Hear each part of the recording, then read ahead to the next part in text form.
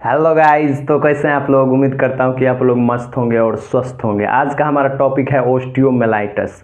ओस्टियोमेलाइटिस एक बोन का infection disease है जो कि किसी भी बैक्टीरियल इन्फेक्शन से ज़्यादातर होता है। तो आज हम बात करेंगे ओस्टियोमेलाइटिस की, इसका काउजेज, इसका जो भी मतलब इटियोलॉजी है वो सारा कुछ जानेंगे और इसका जो मेडिकल मैनेजमेंट है वो सारा कुछ जानेंगे। तो बने रहे वीडियो में और समझे अच्छी तरह से क्या है ओस्टियोमेलाइटिस।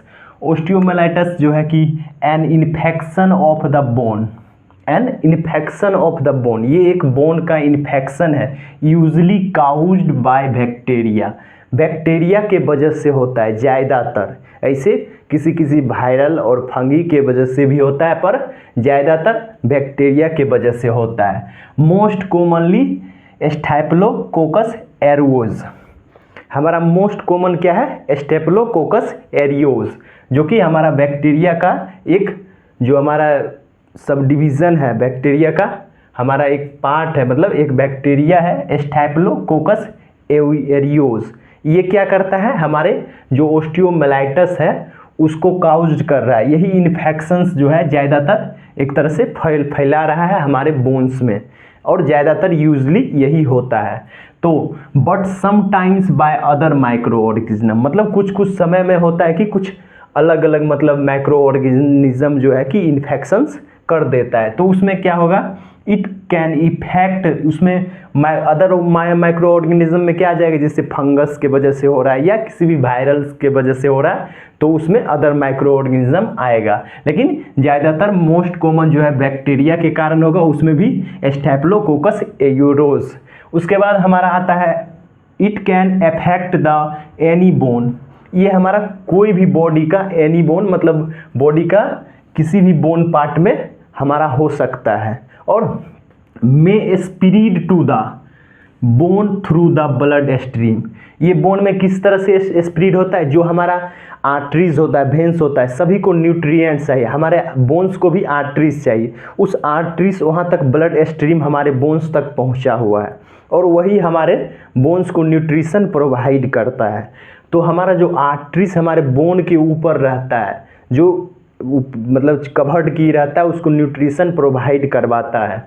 तो उसी बोन्स के थ्रू स्प्रेड हो रहा है, और किसके थ्रू, ब्लड स्ट्रीम के थ्रू स्प्रेड हो रहा है, ब्लड स्ट्रीम के थ्रू हमारे बोन्स में चला जा रहा है from nearby infected tissue और due to direct injury surgery. कभी कभी किसी भी टिश्यू, अगर कोई मान लीजिए कहीं घाव हो गया है, तो घाव हो गया, ज़्यादातर अगर घाव का इलाज नहीं कर रहे हैं आप, अपना वुंड है, कहीं भी वुंड है, उसका हीलिंग अच्छा से नहीं हो रहा है और वो टाइम ले लिया, मतलब किसी भी कारण टाइम ले लिया, या ठीक से इलाज उस चीज़ का, किसी भी वुंड का, किसी भी इंजरी का सही ढंग से नहीं हो पाया, तो वहाँ पर वो एक तरह से कैंसरस सेल होने लगता है और वो बोन तक पहुँच जाता है।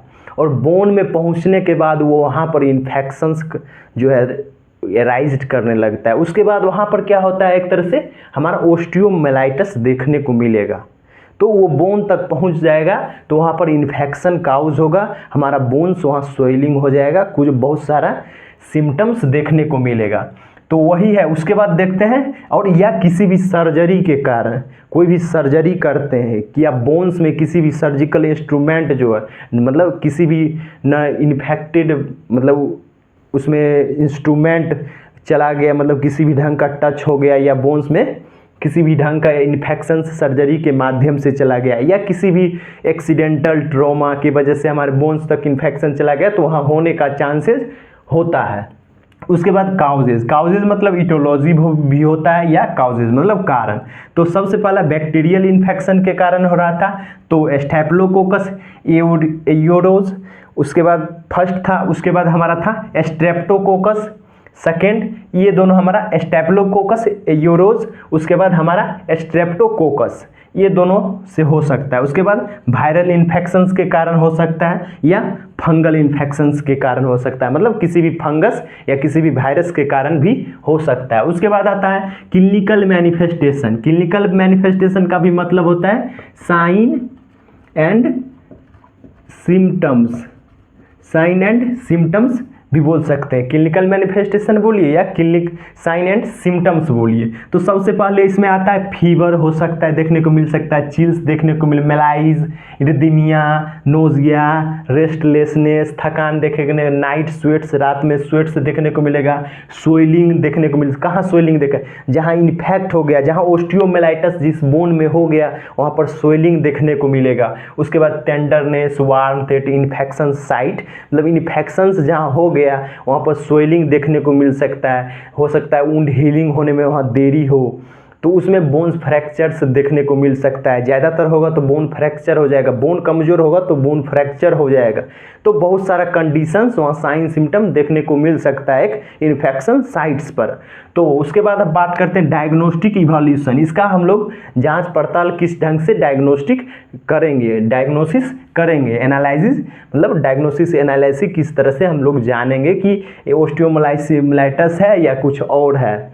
तो इसमें हम लोग कर सकते हैं CBC, total complete blood count, उसके बाद एक्सरे, सीटी स्कैन, एमआरआई और बहुत सारा बोन्स का जो भी एक तरह से डायग्नोसिस है वो लोग कर सकते हैं। तो ये हम लोग 4-5 देख लिए। तो इसमें बहुत सारा एग्जाम में अगर किसी भी तरह का आता है क्वेश्चन तो इतना तो लिखे गए तो चलेगा, बहुत सारा है, 5 लिख दिए तो बहुत हो गया काफ़ी। उसके बाद मेडिकल मैनेजमेंट। मेडिकल मैनेजमेंट हम कभी भी करते हैं तो हम सिर्फ एक तरह से जनरल तरीका से, मतलब एक तरह से हम लोग बेसिक पढ़ते हैं या जनरली किसी भी तरह से पढ़ते हैं, ना कि हम किसी भी, मान लीजिए हो गया बैक्टीरियल इन्फेक्शन या वायरल इन्फेक्शन तो हम टेबलेट दे या ट्रीटमेंट करेंगे फंगल इन्फेक्शन का से, नहीं।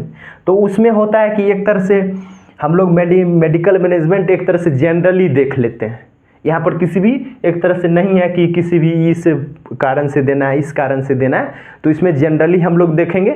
ये डॉक्टर के प्रिस्क्रिप्शन के हिसाब से दिया जाता है और विदाउट प्रिस्क्रिप्शन नहीं दे सकते हैं। तो ये सिर्फ पढ़ रहे हैं जनरली। एक तरह से पहला एंटीबायोटिक्स, किसी भी एंटीबैक्टीरियल के, मतलब बैक्टीरियल के कारण हो रहा है तो उसको एंटीबायोटिक्स जैसे कि पेनिसिलिन, टेट्रासाइक्लिन ये दे सकते हैं। उसके बाद एनाल्जेसिक, पेन किलर्स देख सकते हैं अगर पेन हो तो।